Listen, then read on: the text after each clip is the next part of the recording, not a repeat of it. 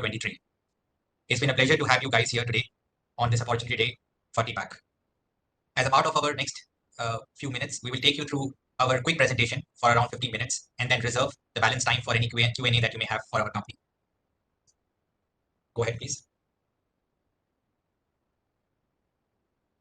Yeah, as many of you would be aware, Tpac is a specialty packaging solution provider with almost more than 90% of our portfolio coming from the food and pharma segment, which requires a very high degree of hygiene and clean room kind of an environment and very, very strict qualifications. And this is one of the reasons that it translates into one of the best-in-class gross margins that we have amongst the packaging companies.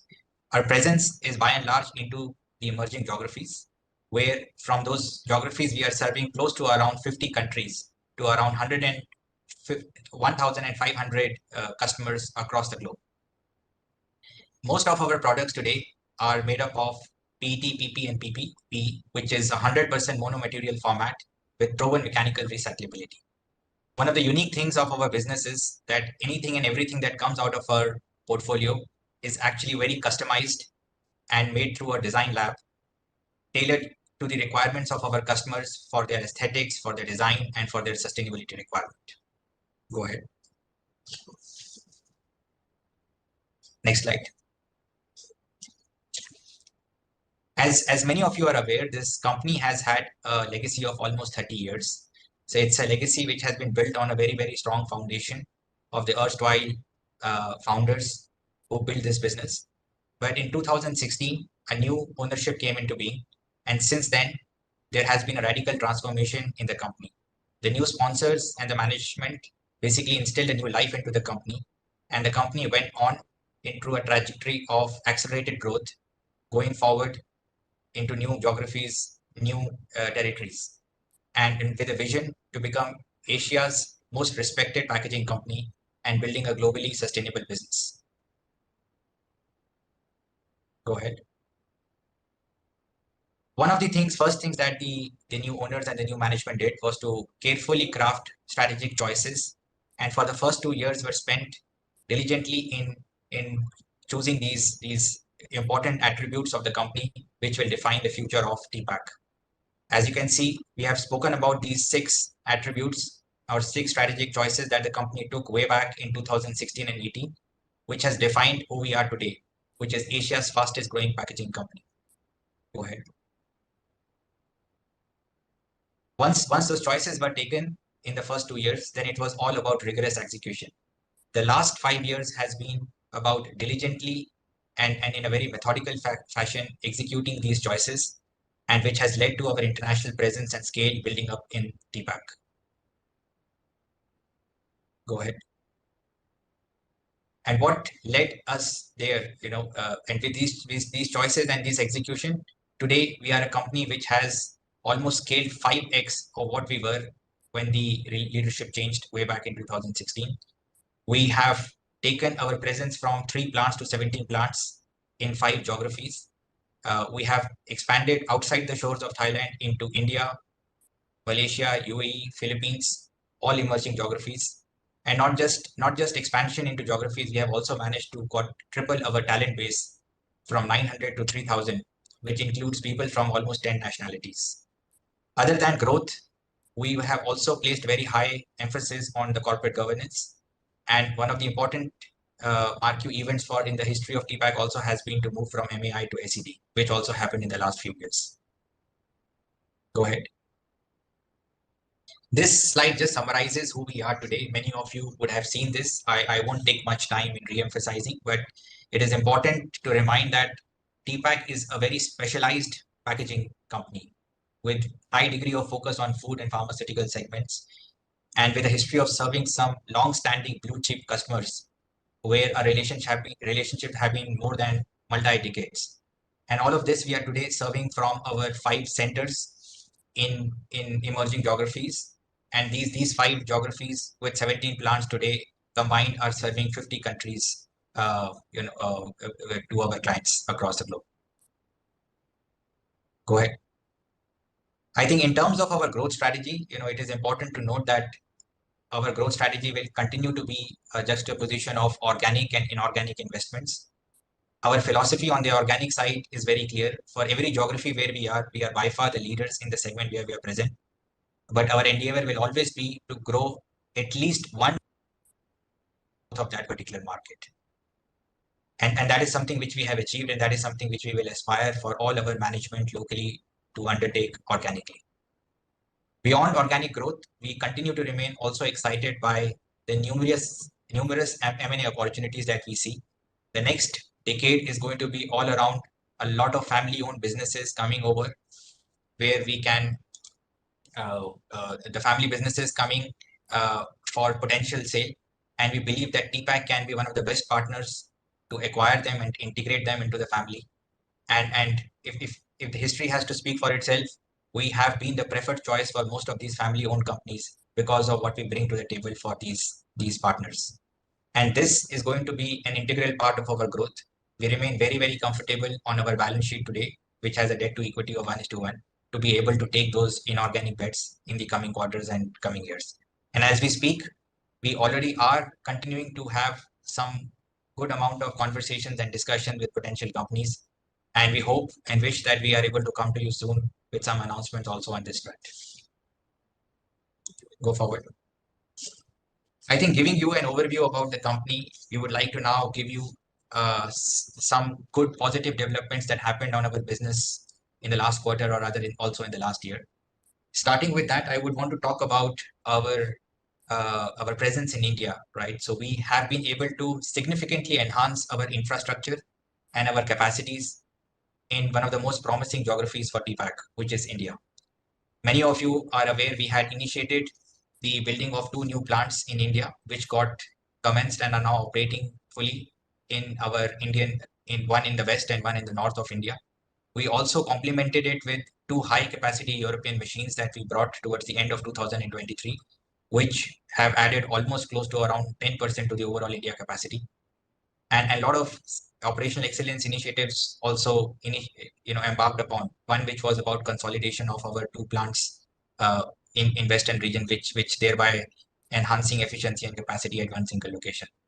All of this makes us feel very, very convinced and very confident of how we will be able to scale up our India business now, which is fully ready from an infrastructure, from a management standpoint. Go ahead. Not just India, we would equally like to talk about our acquisition that we did in south of India, which is Tpac. This was an acquisition, as many of you would remember, we had done in early part of 2022 with the objective of essentially gaining more deeper south presence in India, where we did not have a manufacturing location.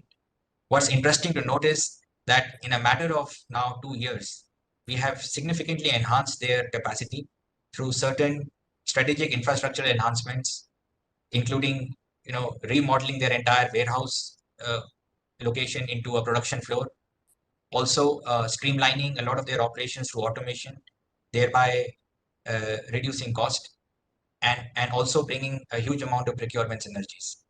All of these have translated today into a 60% growth in the EBITDA since the last time we did the acquisition of this company. As you can imagine, these are the kind of synergies we draw into our acquisitions, which makes us feel very confident of being able to derive value out of our M&As. Go ahead. This is something we are very, very excited about. This is the first time ever that we have actually put up a greenfield operation in such an ultra hygiene clean room kind of an environment. What you see here is a 10,000 clean room, class 10,000 clean room area for packaging, which is the first ever in the history of Tpac. And this is being done because this facility for customs is something that we have commenced to make high value add caps and closures to serve the pharma and the medical field and medical applications with very, very nuanced kind of products.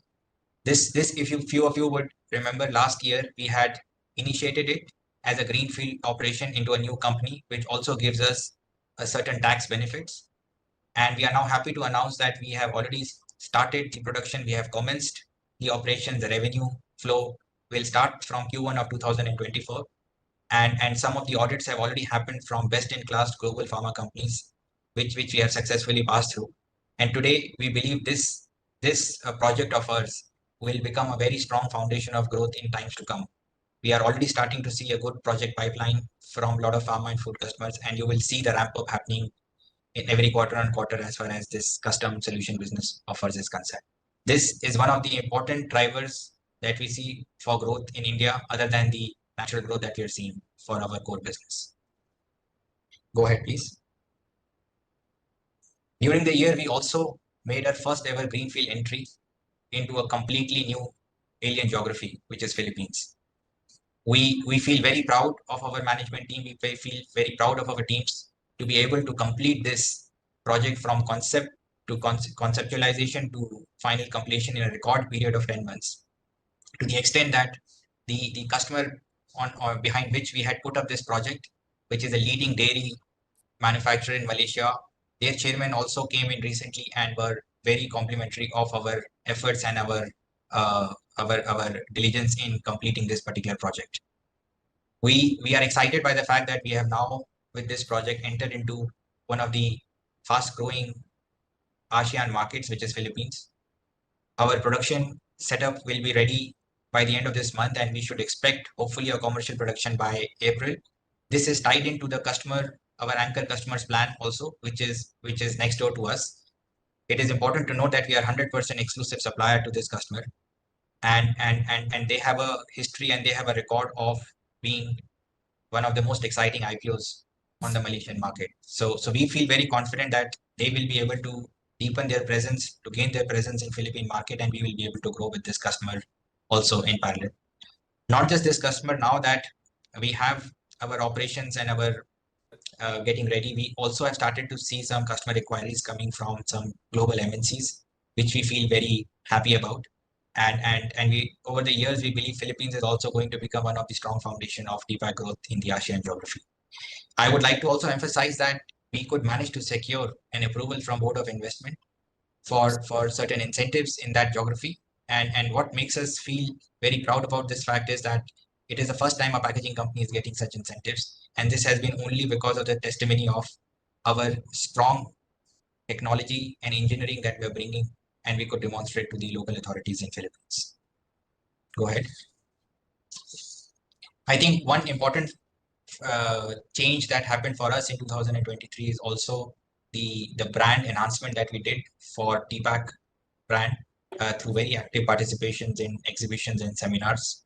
Over the year, we almost took part in 5 such exhibitions. And what's very encouraging for us is that this has started to reap in some solid results for our investment, which has translated into active customer inquiries and now new projects also in the pipeline. So we feel confident this is the right step for us as a group, and you will be seeing more and more of us in such geographies across the globe. Go ahead.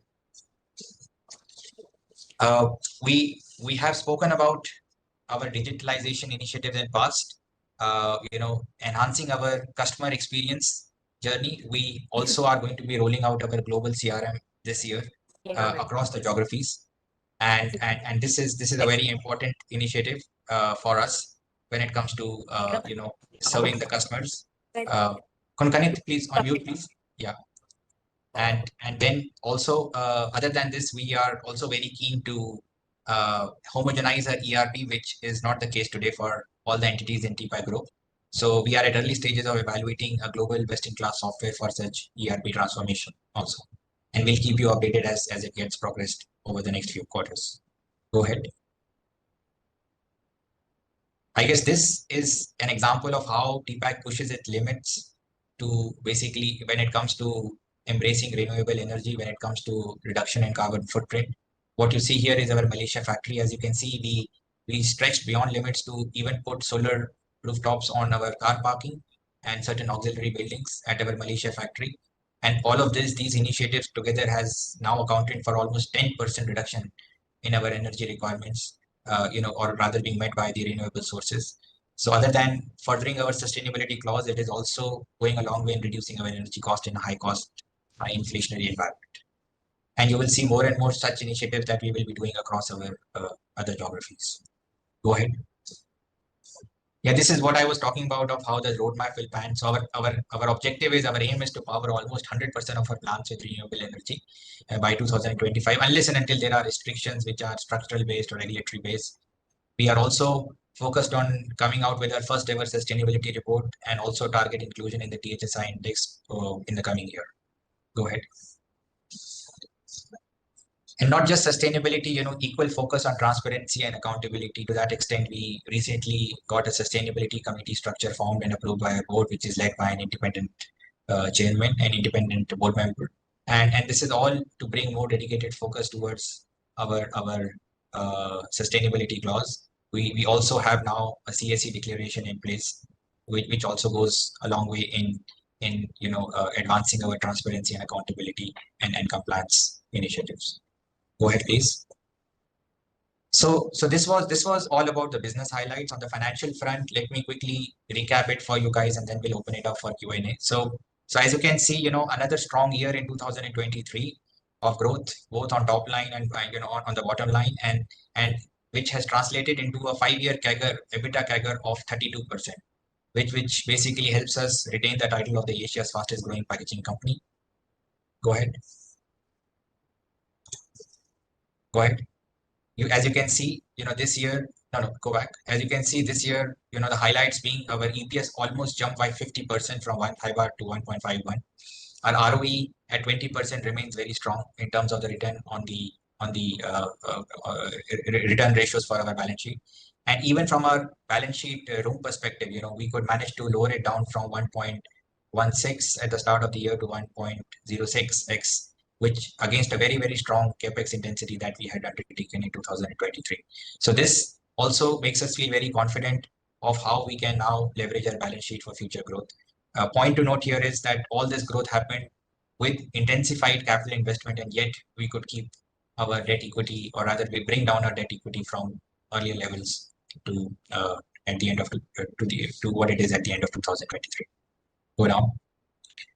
Q4 specifically, it moderated for us because we almost had 2 record quarters behind that. It's as much as you would want, it's not practically at all times possible to be able to grow quarter on quarter. So Q3 was the record highest quarter in the history of Tpac. Against that, Tpac profitability moderated a little, and there were a couple of reasons for it, which one also was on account of some bit of a volume compression because of some unseasonal sales that affected us, and bit of a margin compression because of the overall business and product mix. Yet we did not stop our investments, both on the balance sheet and both also on the P&L side for our new ventures, whether it is customs and Philippines, which we believe are going to become solid pillars of growth in times to come. Go ahead. This is something that we wanted to just clarify because we saw certain queries coming in after our results declaration in Q4 around why the selling expenses really shot up from 59 million Thai baht in Q3 to 93 in Q4. And we wanted to just clarify this to you guys that this is more because of a reclassification that happened, from around 30 million of Thai baht of expenses, freight expenses, which were getting clubbed in or netted in revenue, now getting shifted to the selling expenses. This accounting reclass, and we wanted to just clarify this to you guys that this is more because of a reclassification that happened, from around 30 million of Thai baht of expenses, freight expenses, which were getting clubbed in or netted in revenue, now getting shifted to the selling expenses. This accounting reclassification is EBITDA neutral. We want to highlight that there is no structural shift in the cost structure for Tpac between Q3 and Q4. Go ahead. This is again a very important sign of a very healthy cash conversion business. We are able to translate almost 85%, or rather 80 to 85% of our EBITDA into operating cash flow, and this has been our history consistently. And this allows us to further reinvest this cash back into the business for growth or to deliver the balance sheet. Go ahead. As you can see, we in the last 2 years, on 22 and 23, we have intensified our capex investments from what it was earlier at almost around 35% of our EBITDA, now stands at almost 45-50%. So the year of 22 and 23 was of high capex investments, large part of which was done in India, UAE, which today has now given us a very strong platform, both from an infrastructure, from capacity, from people, and which we believe is going to now we will leverage in the coming years with that level of platform ready for us. So this is a very positive sign for the business that a lot of investment has already gone organically into this. yes, we will continue to invest further, but there is a lot for us to even extract from these investments in the coming years, which you will see in times to come. Go ahead. I think I've already spoken about it. My balance sheet, even though with a lot of investment going in, we have been able to keep the debt equity in check, and now at 1x debt to equity, we feel very comfortable to further deploy another 1.5 billion Thai baht into important strategic initiatives, M&As, and hopefully we should be able to continue with our M&A journey which we have done in the coming, and you will see some of these actions translating in the coming quarters or year ahead. Go down.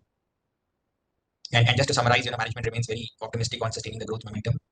We have done a lot of investments in the past 2 years and expect now a strong cash flow generation coming in the year. M&A will remain very important parameter of growth for us, and the new platforms that are created through Philippines and customs will also be will be accretive for the business in years to come.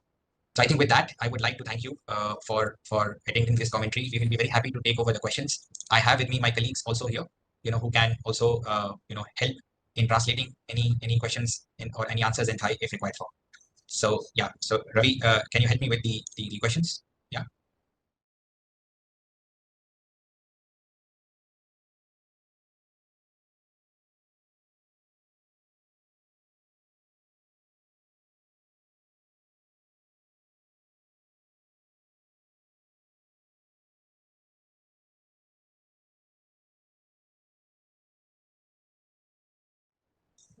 Okay, Mr. Can you? So yeah, I can hear the question now. So one of the questions that I see on the screen is, can we?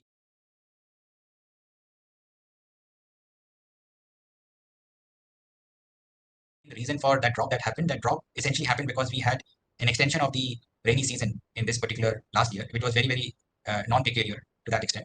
And because of that extension of unseasonal rains coming in, the demand for the food and FMCG products reduced. It affected the entire industry as such. This is not a common phenomenon. And as we get into Q1 of 2024, we are definitely expecting and seeing a recovery. So you should definitely see the growth getting translated in the coming quarter. How much revenue did the 2 new greenfield generate in 2023? So it's going to be difficult for us to give you a plant-wise revenue generation, but what I can tell you is now these 2 new greenfields, which were created next to our existing plants, are now getting utilized close to around 65-70%. There is room for us to further add capacity in the infrastructure that is created, and that is something which we will be also doing to further add more capacity, because in our business we do modular capacity addition, which can be done to further grow the business. The other question that I have here is, which says that. So Vishal, shall I speak? Yeah, basically, presenting questions. So the next point is in terms of how much did Tpac grow volume in 2023 by country. For India specifically, can Tpac India volume growth keeps up with the India GDP growth at 8% historically and going forward? Yes, absolutely. And as I said, from directionally our growth targets will definitely be more than 1.5x of the growth of that particular industry. While India GDP growth definitely makes us feel very excited about the Indian economy, and that is also the reason you see a lot of interest in the packaging sector for India geography. Last year specifically, our segment got hit from the demand side and did not grow at the rate of what the GDP grew, and that is the reason for the hit we had for Q2 and Q3 also for our India business. But yes, the short answer to your question, definitely, all our plans are on double-digit growth that we plan for these geographies. The next question is that it seems like Tpac is performing great in every country except India. Is this an industry-wide challenge for every Indian packaging company? How do you see this demand recovering in the past 2-3 months? How much did Tpac grow its volume approximately?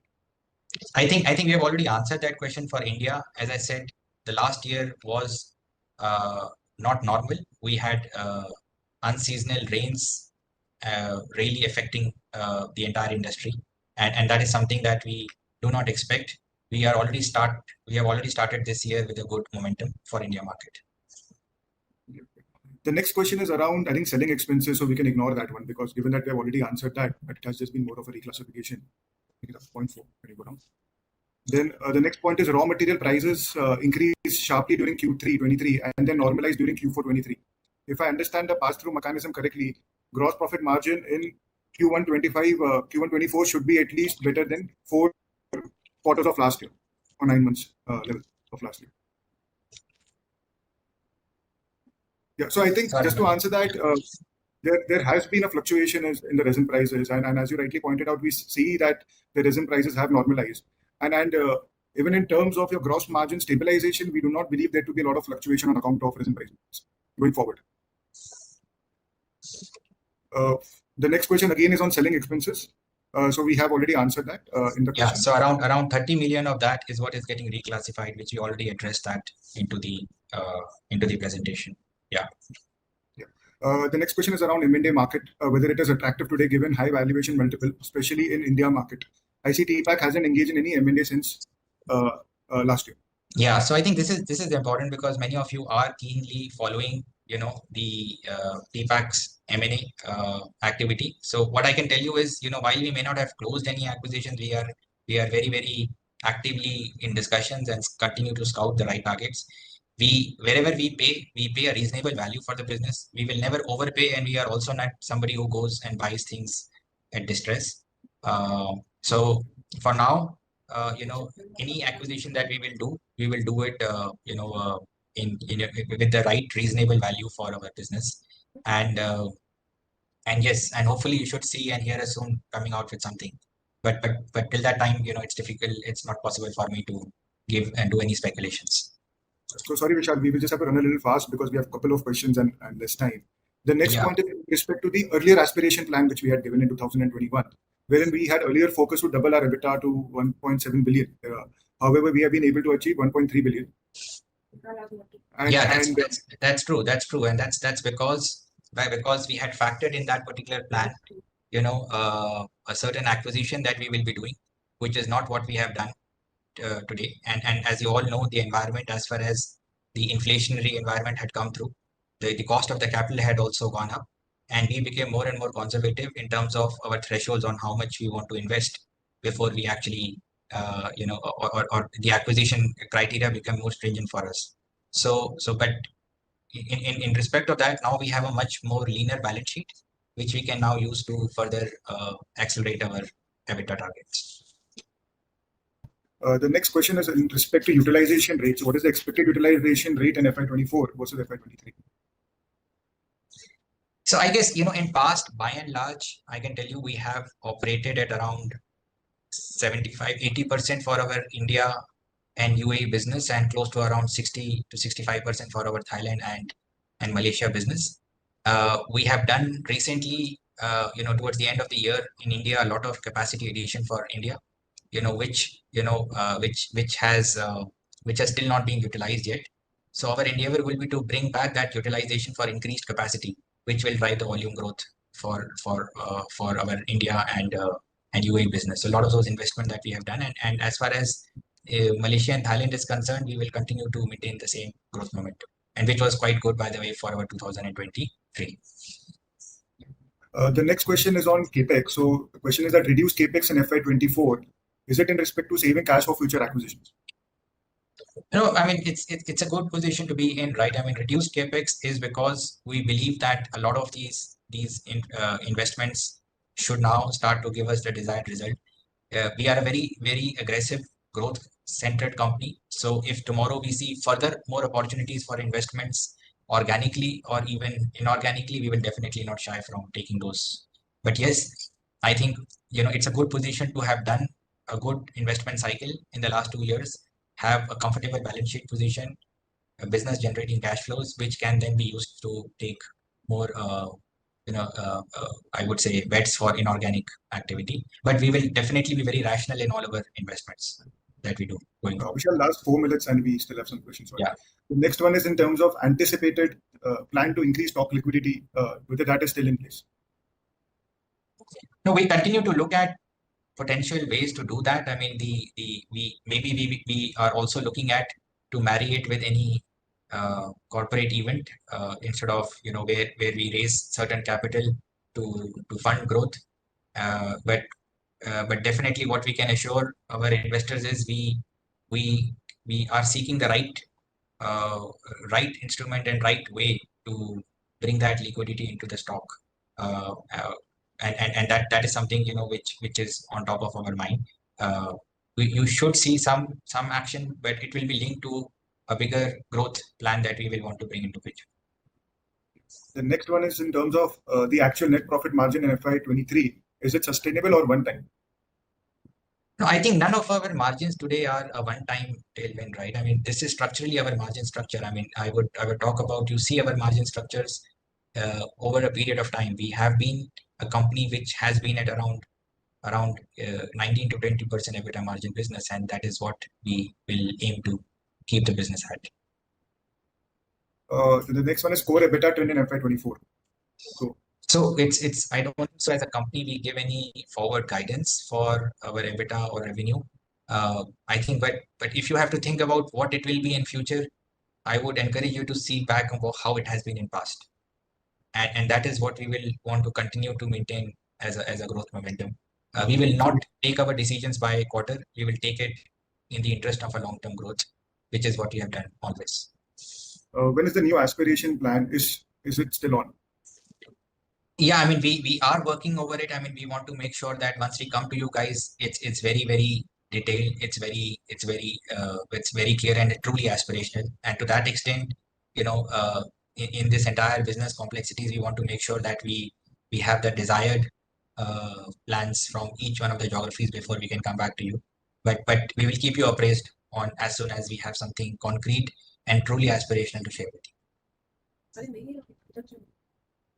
Yeah, then the questions are around Philippines. So I'm just, given that we just have a minute left, I'm just taking the bigger questions.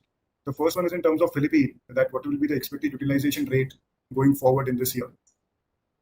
So the Philippines is just a manufacturing startup for us at this stage. We have set up a capacity which can tailor to the requirements of our customer even in the coming years. At the initial start, we expect that could be just 20-25%, which is good because we want to be ready with our capacity as the growth happens. So this is what we have as we in the current situation. But with every passing day, new inquiries are coming, and we will always want to be ready with capacity ahead of any opportunity to not disappoint our customers. Yeah. So I think, Vishal, we have covered mostly all the key questions. We just have 10 seconds left now. No, so I think with this, I want to thank you so much. I apologize for some of my Thai colleagues if we were not able to communicate to you in Thai, and we will make sure that going forward in the next opportunity day, you have a Thai commentary, for easy communication and reference. Thank you so much for joining us today. We really appreciate your continued interest. Swadika.